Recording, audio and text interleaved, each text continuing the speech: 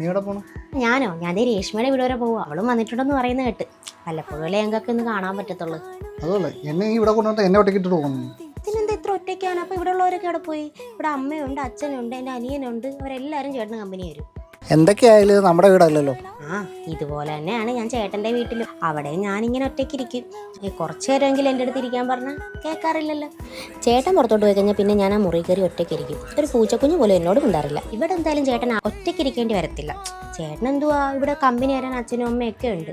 ഇപ്പം കമ്പനി വരാൻ അങ്ങനെ എന്തെങ്കിലും ബുദ്ധിമുട്ടുണ്ടെങ്കിൽ ചേട്ടൻ ആ ഫോണുമായിട്ട് പോയി ആ മുറിയിൽ പോയി ഇരുന്നാൽ മതി.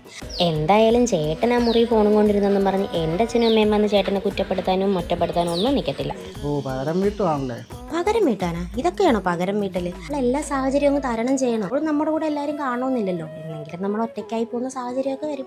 അപ്പം നമ്മൾ എല്ലാ സാഹചര്യവും തരണം ചെയ്യണം. നീ നന്നായിട്ട് സംസാരിക്കാനൊക്കെ പഠിച്ചല്ലോ. എത്ര സംസാരിക്കാതെ പെൺപിള്ളേരാണെങ്കിലും കല്യാണം കഴിഞ്ഞ് അത്യാവശ്യം സംസാരിക്കാൻ